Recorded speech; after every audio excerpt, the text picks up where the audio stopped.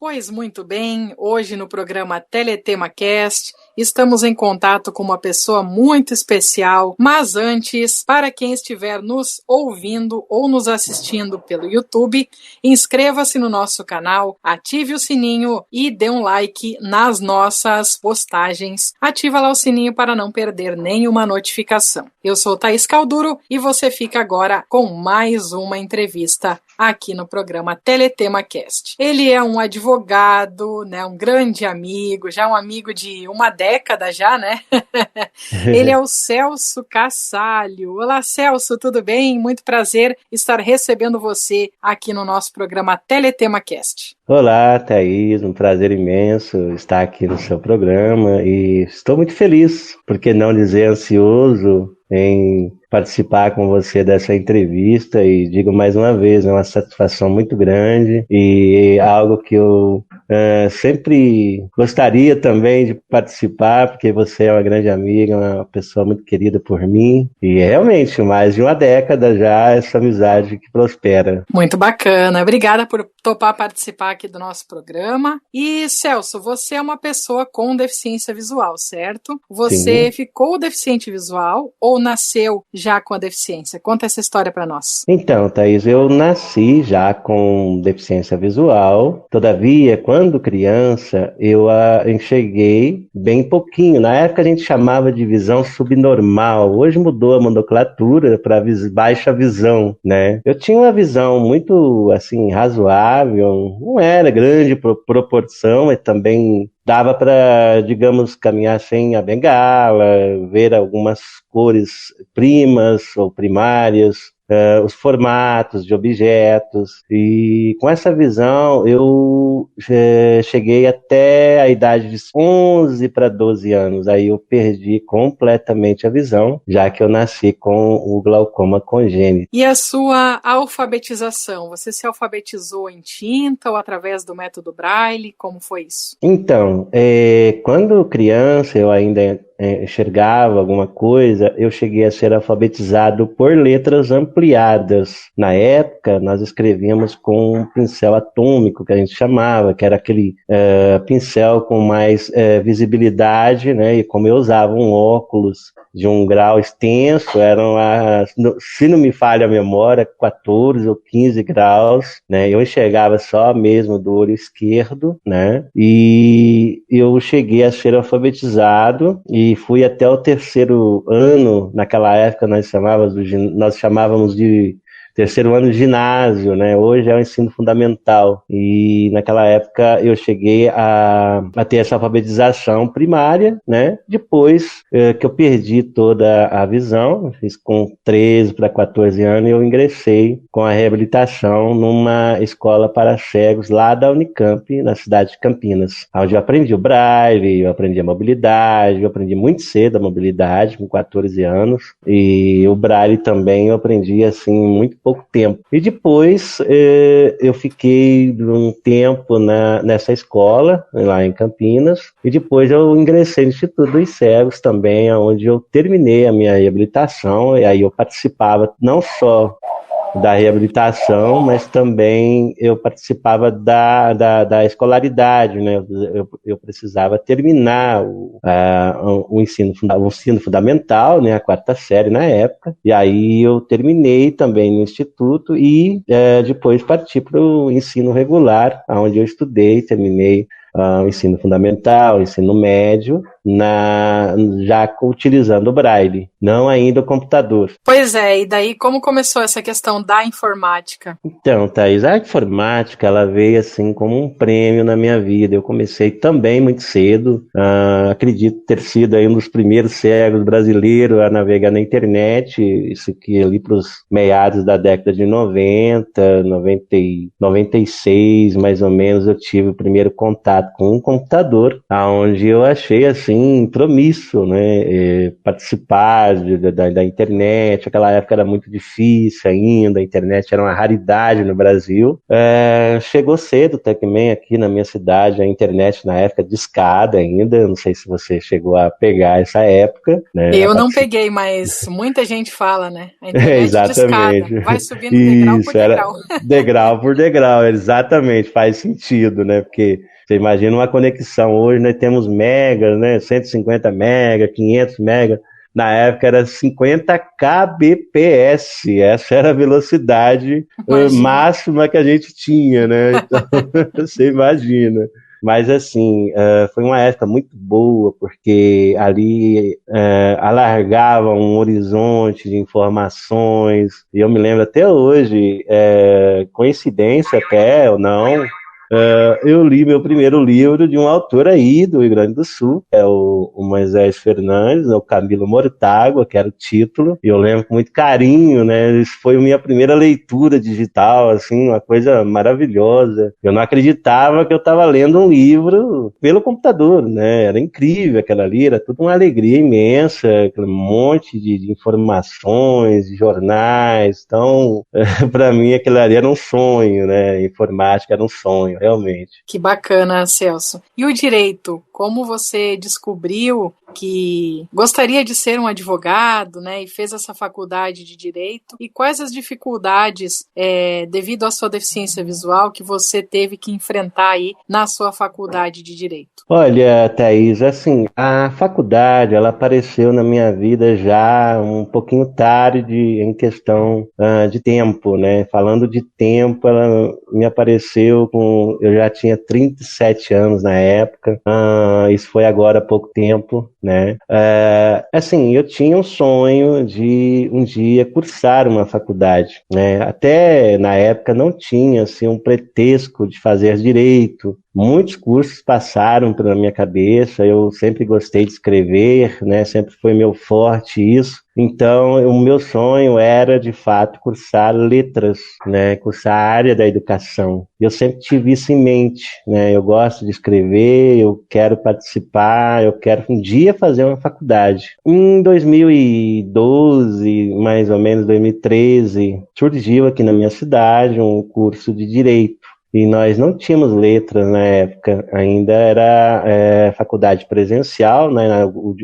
A faculdade à distância ainda não era uma cultura como hoje, que nós temos várias faculdades. Em todas as cidades do Brasil, acredito que nós temos uma faculdade à distância. Naquela época não tínhamos ainda. E apareceu o direito, então eu falei, bom, vou lá, vou fazer um vestibular, vou ver se eu consigo. Eu sei que o direito é super complicado, eu vou fazer um vestibular, quero conhecer, e depois, né, com o tempo eu vou mais preparado, eu já saberei como conduzir os estudos para um vestibular. Eu achei que era super complicado, e eu passei logo de cara, mesmo assim, já ter terminado o curso já de ensino médio há bastante tempo, eu consegui, graças a esse meu gosto pela letra, por escrever, eu consegui passar em um bom lugar, né? Eu não lembro se foi o terceiro ou quarto lugar na época, né? Então, aí, em 2014, eu ingressei na faculdade de Direito, né? E foi uma fase muito boa da minha vida, porque eram novas janelas, novos horizontes, né, que fintava ali, né, e muita gente nova, muitas amizades, muitas trocas de informações, enfim, o direito ele é um horizonte infinito, eu sempre digo isso, ele é um céu sem fim, né? As dificuldades no começo, né, como um todo, a gente sempre tem, né, aquele tiquinho de dificuldade, só que eu costumo dizer que eu fiz faculdade numa época já próspera de material digital, de uma época de informática plena, né, numa época que você já tinha um controle absoluto de informações.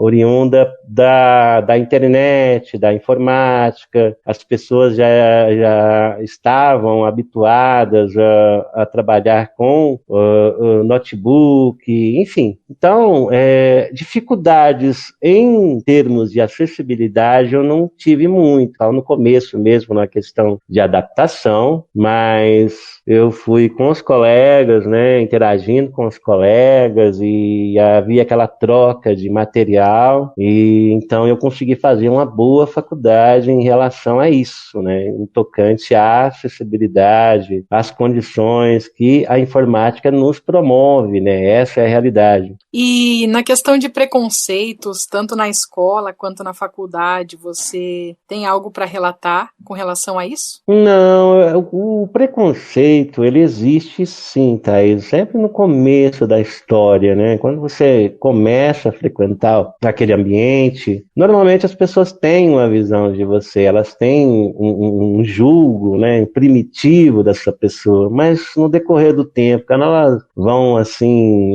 aproximando de nós, elas conseguem detectar, elas conseguem entender, né, que nós também temos a nossa interação, temos a nossa forma de agir, né? E essas coisas ela vai tomando um rumo diferente, né? Então, assim, preconceito na prática mesmo eu acabei não percebendo, né? Assim, aquela coisa de início, né? Sempre aquela timidez de início das pessoas para conosco, isso aí sempre tem, né? Não tem como fugir desses ambientes primitivos, né? Não tem como. E você reside na cidade de Extrema, Minas Gerais, é isso? Isso, exatamente. Eu resido aqui em Extrema, a região sul-mineira, né? Estou aqui na divisa de São Paulo com Minas. Na verdade, estou próximo de São Paulo e distante de Belo Horizonte, né? Então, eu sou um mineiro quase paulista. Um pezinho em São Paulo ou um pezinho Exato, em Minas. Exatamente, isso mesmo. E como você vê aí a questão da acessibilidade na sua cidade? Olha, Thaís, a acessibilidade aqui praticamente não existe, né?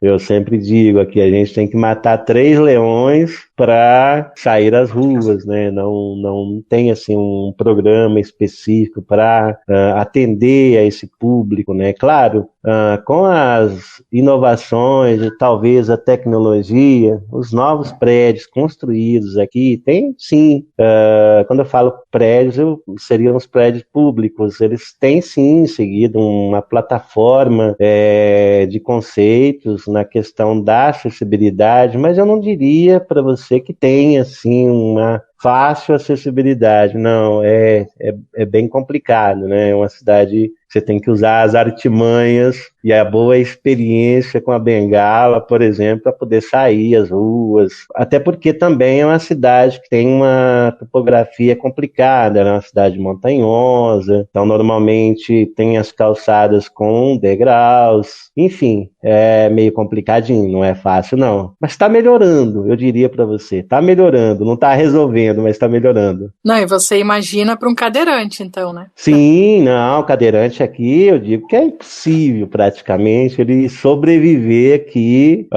utilizando cadeira, né? Ele teria que morar e utilizar carro somente, porque cadeira aqui é impossível, é complicado. E essa questão da pandemia, Celso, como você está encarando isso, visto que você se formou há pouco e aí estaria precisando trabalhar, no caso, você está trabalhando remotamente, como está tudo isso? Olha, Thaís, a pandemia ela veio num momento assim exato, né? Um momento que eu estava me formando, né? No mesmo ano que eu terminei a faculdade, eu não fiz a prova da OAB, eu fiz no ano seguinte, foi em 2019.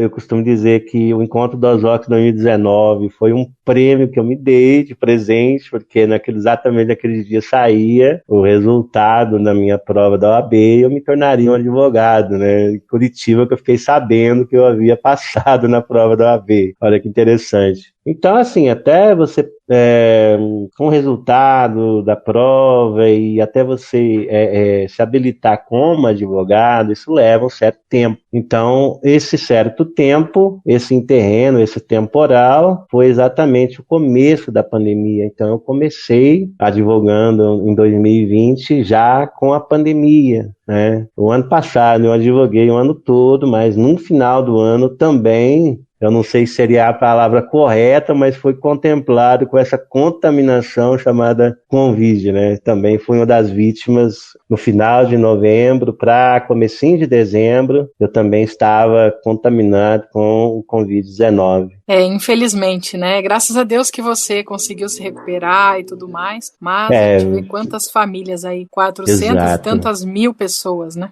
Exatamente, Thaís. Olha, é só quem teve o Covid-19 para poder, assim, ter uma reflexão tão, digamos, tão perfeita da situação que a gente está vivendo. A Covid, ela veio para matar, eu costumo dizer isso. A Covid, ela não veio para te colocar na cama, para você ficar ali 15 dias com sintomas de gripe ou com dificuldade na respiração. Ela veio para te matar mesmo. Não tem outro caminho. O projeto é esse do Covid-19. Você vê que eu, com meus 44 anos hoje, eu nunca havia sido internado, né? Sempre tive uma saúde muito boa, só tive a deficiência visual, né? E nunca havia tido outros problemas de saúde. E a Covid, ela pela primeira vez me colocou dentro de um leito de hospital, né? Fiquei isolado durante 10 dias, respirando com a ajuda de oxigênio, de balão de oxigênio. Eu não cheguei a ir para a UTI, mas fiquei muito mal de saúde, dificuldade na respiração. Então, o que eu tenho a dizer para as pessoas que estão nos assistindo, estão nos ouvindo? Cuidem, porque a Covid não é brincadeira, ela mata mesmo, mata mesmo. Esse é o projeto dela, não tem jeito, não tem outro caminho, né? O cuidado é uma excelência nesse momento. Então, se você puder fazer para evitar o contágio da Covid, ela não é brincadeira. Não existe outro raciocínio, outra coisa que nos leve a outro destino. É esse mesmo. Cuide para não ter Covid, porque se duvidar dela, ela vem e mata mesmo. É um contágio terrível, terrível, temeroso. E fica a sequela, Thaís. Infelizmente, nos deixa o medo, muito medo. Depois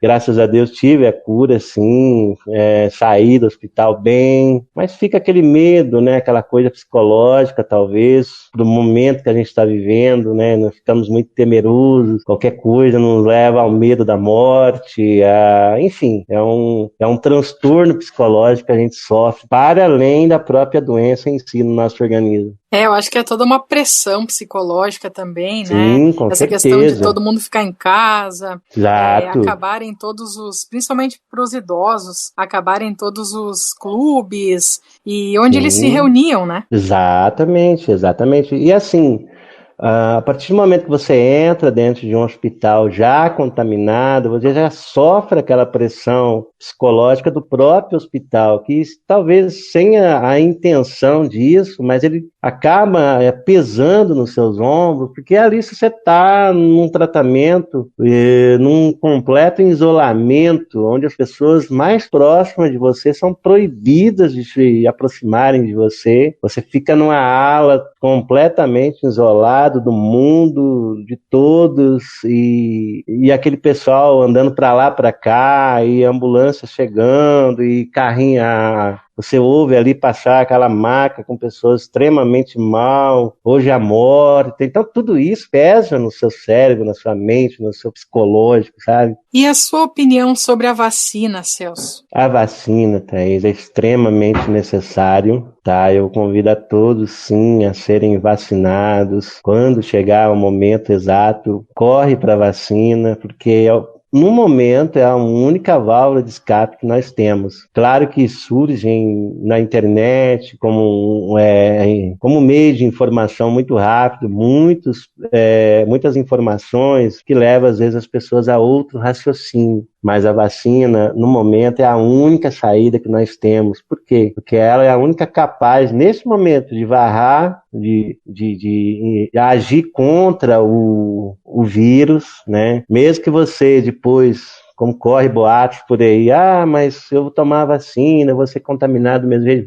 Você pode até ser, mas o objetivo da vacina não é só barrar o contágio, mas sim, caso você seja contaminada, que essa contaminação não seja tão prejudicial à sua saúde, não seja tão pesada à sua saúde. Então, o que eu convido as pessoas, sim, a se vacinar quando chegar o momento e correr mesmo, não dar ouvidos a outros comentários, e nesse momento realmente a única válvula de escape, não tem como. Ô Celso, o nosso programa, a Teletema Cast, ele tem muito a ver com arte, entretenimento, cultura, teatro, cinema, novelas. Você é um telespectador assíduo, assiste muita TV, ouve muito rádio, como é tudo isso? Sim, eu ouço muito rádio, né? É uma das paixões que eu tenho, que é ouvir rádio. Assisto TV também, claro, não tão quanto rádio, e também já participei antes da pandemia, por exemplo, participava muito de peças teatrais, eu ia muito em peças de teatro, eu sempre frequentei os teatros de São Paulo, né, tradicionais, aí como o Teatro Dom Pedro, o Teatro do Banespa, do Bradesco, enfim, os teatros tradicionais de São Paulo, Sérgio Cardoso, eu sempre frequentei com as peças audiodescritas. Então, eu participei bastante de ópera, por exemplo, que eu gosto muito. Eu participo bastante, Thaís. Antes da pandemia, eu era um espectador imenso mesmo de teatro com audiodescrição. E na questão das novelas, você assiste? Muito pouco. Novela, eu sou um pouco noveleiro, né? A única novela que eu assisti inteira foi A Senhora do Destino. Bacana, essa foi boa, hein? A Nazaré. Exatamente, a Nazaré, tinha do Carmo, né? O Giovanni, falecido, infelizmente. O que fazia o personagem Giovanni, né? O Zé Wilker, né? Nossa, muito... um ator consagradíssimo. Exatamente. Então foi uma novela que teve o filme do Giovanni Prota também. Tem também? Muito bacana. Um pouco antes dele falecer, ele fez o filme do Giovanni Prota. Muito legal, era muito bem. Eu lembro, assim, com muita evidência essa novela. Acho que foi em 2004 para 2005, né? Isso, essa novela. Exatamente. Uhum. Eu assisti ela inteira mesmo. Se teve 200 capítulos, eu assisti os 200 capítulos. Se não me engano, teve 216. Então, eu assisti eles todos, 216, com certeza, desde o primeiro capítulo até o último. Foi bacana a saga da Maria do Carmo e toda aquela questão, né, que girou no entorno dela ali. Isso, ela veio para a cidade grande, né? Ela perdeu a filha, a Lindalva, naquele problema todo lá da época dos militares, né? Aquela interação por parte dos estudantes. Ela acabou perdendo a menina e levou muito tempo para poder reencontrá-la novamente, né? Acho que foi mais de 20 anos, uma coisa assim. Foi interessante mesmo a história. Exatamente. Foi um momento muito, assim, que ficou gravado na minha mente, Thaís. Foi aquele momento em que o filho dela era vereador, né, na cidade, e ele foi pedrejado na praça. Eu não lembro, não sei se você lembra dessa cena. Lembro, então, sim, ele levou uma pedrada na cabeça. Isso, era um momento que ficou gravado na minha mente, assim, né, toda aquela pressão, aquele sentimento de mãe, né, dela aparecendo ali naquela hora que ele estava caído no chão. Então foi uma cena que ficou gravada na minha mente. E foi o único dos filhos dela, foi tipo a ovelha negra da família, né? Ele era um vilão mesmo, o personagem do Moscovis, o Reginaldo. Isso, o Reginaldo, exatamente. E tinha a mulher dele, a Viviane, era uma mulher bonita, eu não lembro o nome da atriz. A Letícia Spiller. Letícia Spiller, era super bonita, assim, eu achava ela muito bonita, sabe? Uhum. Ela, uma menina bonita, outra que destacava bastante, era a filha de Giovanni, né? Acho que era a Norma, é isso? A Jennifer, né? Jennifer, isso, a Norma era outra, né? E eu alguns fatos bem engraçados, né? Ele carregando lá o piano de cauda, assim, trazendo Ah, é pra casa. verdade. Muito, muito bacana. Essa novela Bacana demais. eu assisti E ela inteira. bacana. E filme, você tem acompanhado algum assim? Agora na pandemia tá propenso pra gente assistir filmes e séries, né? Exato. Não, assisto sim, eu assisto bastante filmes, também com audiodescrição, sempre procuro os com audiodescrição, né? Porque eu tenho um pouquinho de dificuldade de assistir os filmes, talvez porque eu comecei já assistindo filme com audiodescrição, o que me leva a ter essa dificuldade quando eu vou assistir um filme sem audiodescrição. Então eu aproveito sempre os que estão audiodescritos, mas eu assisto sim. Bacana. E algum filme pra destacar, assim, que você gostou de ter assistido? Alguma série? Eu assisti bastante filmes assim. Um dos que eu destaco, né, muito antigo, talvez, né, assim, comédia, de comédia, que é o do Mazzaropi, que é chamado Chico Fumaça. Eu gostei muito desse filme. Apesar de antigo, eu achei ele bem interessante, né, a forma em que o Mazzaropi trata toda aquela história do interior, que vai para a cidade grande, que estranha o avião, estranha tudo. É uma coisa bem interessante. E tem vários filmes que eu assisti assim, né, que gostei bastante. Legal. E você prefere os filmes estrangeiros ou os nacionais? Nacionais, eu prefiro mais os nacionais, embora, sim, já assisti alguns deles internacionais, mas eu prefiro mais os nacionais. Talvez A não seja o mais dublagem. entendido de filme, né? Mas enfim. A dublagem ela tá bastante em alta também, né? Ela nos Sim, permite assistir com precisão os filmes estrangeiros também. também, com certeza. Bem, bem interessante. Tem dado esse destaque, né? E os filmes estrangeiros, queira lá ou não, tem lá suas formas de interação, né? Eles têm mais tecnologia, eles têm mais, talvez, disposição para mostrar do que os filmes nacionais, que às vezes acaba caindo num só em terreno, né? Num só, uma só forma de interação, né? Então acaba se destacando mais. Os filmes nacionais mostram bastante a questão das favelas, né? E muito palavrão. O pessoal tem comentado bastante. Os filmes nacionais têm muito palavrão, Tem, né? Os realmente. estrangeiros já têm esse cuidado, Um né? também que eu Principalmente os filmes em destacaria, inglês. Thaís, é Os Farofeiros. Você já assistiu essa comédia? Os Ah, já. Farofeiros. Muito Não lembro boa. muito bem, mas já assisti. Seriam 4 pessoas que foram lá pro interior, né, para poder tirar uma férias e tal. É muito legal, viu? Eu convido aí as pessoas para assistirem, que é muito bem bacana. E Bacana, também fica a tem, dica aí, ó. fica a dica, também tem áudio descrito. Muito bom. Uhum. E aonde você costuma assistir os filmes no Portal Cegos Brasil? Sim, eu assisto no portal Cegos do Brasil. Sempre peguei por lá, assim, esses filmes. Uhum. Eu sempre gosto de destacar o Portal Cegos Brasil, que é um dos maiores portais, né? Maiores sites de filmes audiodescritos aqui do nosso meio, né? Do meio É, cegal, do nosso segmento aqui, que são os exatamente. filmes em áudio, né? Sim, é um site bem, bem feito, bem arrumado, tem uma acessibilidade muito boa, tem uma configuração bacana, né, para a gente navegar por lá, não só para filmes, mas para outras buscas, como radionovela também, gosto muito de radionovelas, eu sempre baixo lá as radionovelas também. Bacana. As radionovelas, na minha opinião, deveriam voltar, viu, Celso? Olha, eu seria um ouvinte assíduo se voltasse, Thaís, que eu tenho uma imensa saudade das rádios novelas. Eu acho que as do Cláudio Monteiro mesmo, assisti todas elas.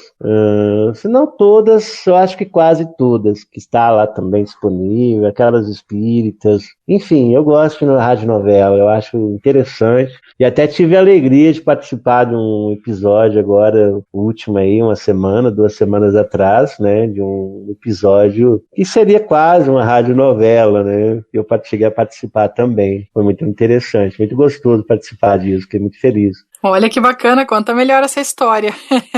Então, tem a Verônica, né, que faz as montagens, A e Verônica ela Reis. isso, exatamente, ela Uhum, me conheço ela. convidou para participar de uma piada chamada Lula e Bolsonaro no inferno, né? E eu tive a alegria tive a alegria de ser um anjinho nessa novela.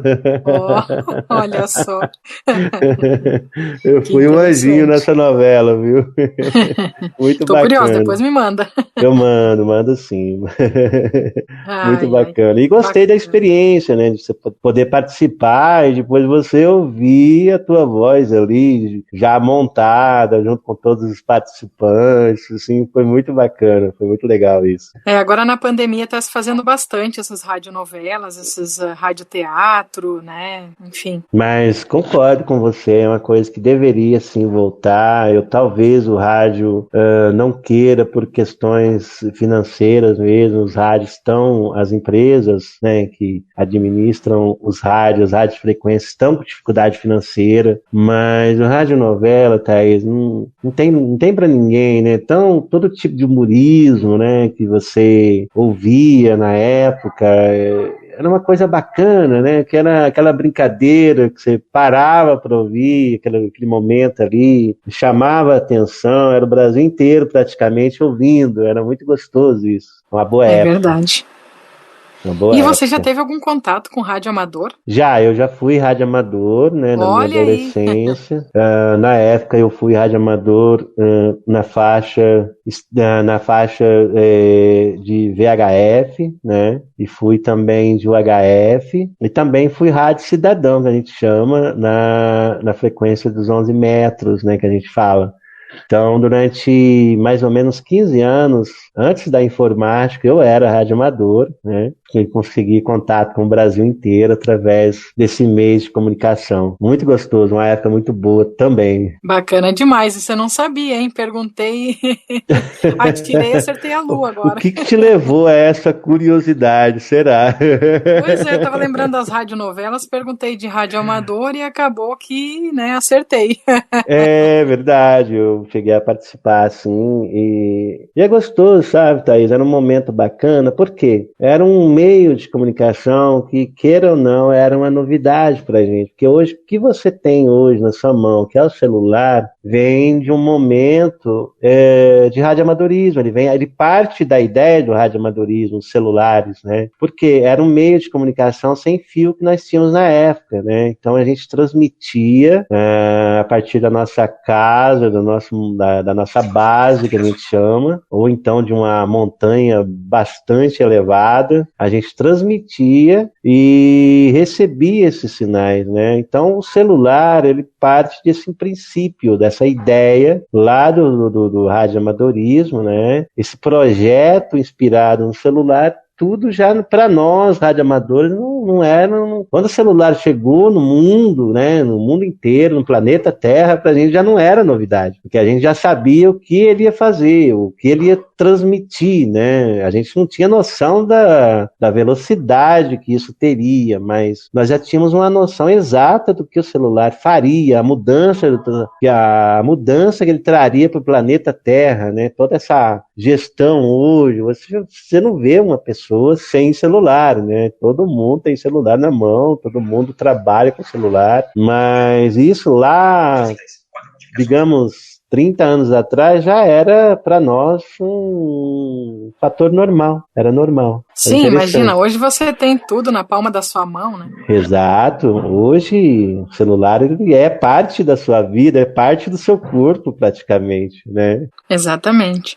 Ô Celso, uma pergunta para você agora. Café Brasil, o que te lembra isso? Então, Thaís, Café Brasil tem uma história interessante, né? Eu vi a história, o podcast na época, nem era podcast, era um programa mesmo de rádio, e o Café Brasil, ele veio ser parte, né? Porque eu consegui me aproximar do autor do Café Brasil, aquele que faz até hoje o Café Brasil, que é o Luciano Pires, né? E na época eu consegui trazer isso para a Rádio Dos Vox, né? Eu consegui trazer ela para o nosso mundo, da nossa interação, né? Foi um momento muito oportuno, bacana mesmo. Que bacana. Lembrei agora do Café Brasil, falei, vou perguntar pra gente tirar lá do fundo do baú essa história. Foi, realmente. Isso aí é 2004, 2003, 2003, 2005, por aí. Faz tempo, meu Deus, como faz tempo. Boa Bacana lembrança. demais. E o Café Brasil ainda existe. Ainda existe? Com certeza. Tá lá na Rádio Mundial? Tá na Rádio Mundial e também está lá na Rádio das Vox. Ainda está na DosVox também. Ainda está, porque lá na DosVox fui eu quem conseguiu, né, a autorização do próprio autor do podcast, hoje podcast, né, e liberou pra gente e tá lá até hoje o Café Brasil fazendo parte da programação deles lá. Muito bacana. Por favor, traga para Teletema também. Bem bacana. Será bem oportuno. Tá convidado aí para trazer para cá também o Café Brasil. E você está convidado aqui no ar, para integrar também o quadro de locutores da Rádio Teletema. Será que eu seria um bom locutor, hein, Thaís? Lógico. Tem alguns projetos, sim, pretendo ser parte aí da Teletema com você, que será uma satisfação imensa, viu? Mas com certeza, todo esse tempo de amizade que a gente tem, né, vai se consagrar mais ainda aí com uma parceria. Que ótimo, bacana. Isso será para breve, com certeza. Eu tenho esse projeto, sim, de executar um programa, um podcast, alguma coisa assim, né? E estou assim trabalhando com o intuito de poder o mais breve possível começar esse projeto, iniciar esse projeto. Que bacana. Celso, eu quero te agradecer demais por essa nossa entrevista, por esse nosso bate-papo tão bacana, uma pena que passa tão rápido, né? Realmente, a gente só tem uma hora de programa e aí tem que perguntar tudo, né? Fazer uma pergunta em cima da outra para conseguir perguntar tudo que a gente gostaria. Com certeza. Celso, deixa a sua mensagem final aqui para os nossos ouvintes, se quiser deixar seus contatos, suas redes sociais, já agradecendo aqui em nome da Rádio Teletema, em nome do programa Teletema Cast e das demais emissoras que retransmitem aí a nossa programação. Thaís, muito obrigado, eu agradeço você pelo convite. E mais uma vez manifesto a minha alegria de ter aqui participado com você. Agradeço também os nossos ouvintes, né, que tiveram a paciência. Mas é muito gostoso a gente poder conversar, a gente poder esclarecer, a gente poder interagir com as pessoas, né? Então, eu fico muito feliz com tudo isso. Muito obrigado, eu agradeço mais uma vez. Deixo, sim, meus contatos, né? Meu e-mail, celsocassario@gmail.com, o meu Zap, área 35, o telefone é o 988786700. E estou à disposição, o meu Facebook também é meu nome todo, Celso Cassario. Enfim, sempre prevalece Celso Cassario. Cassalho é com 2 S, né? Isso, Cassario é com 2 S. Celso LH. normal com C e Cassalho com 2 S. Isso, CELSO-CASSALHO. E que Isso sejam aí. todos bem-vindos que quiserem me adicionar aí nas redes sociais. Estou aí no Facebook, estou também no Instagram, enfim, estou aí nas redes sociais. Só procurar por Celso Cassalho que vai encontrar, não tem perdido. Vai sim, com certeza. Muito obrigada, Celso, mais uma vez. Conversamos aqui no programa Teletema Cast com o grande amigo Celso Cassalho. Um grande abraço a todos e até a próxima entrevista.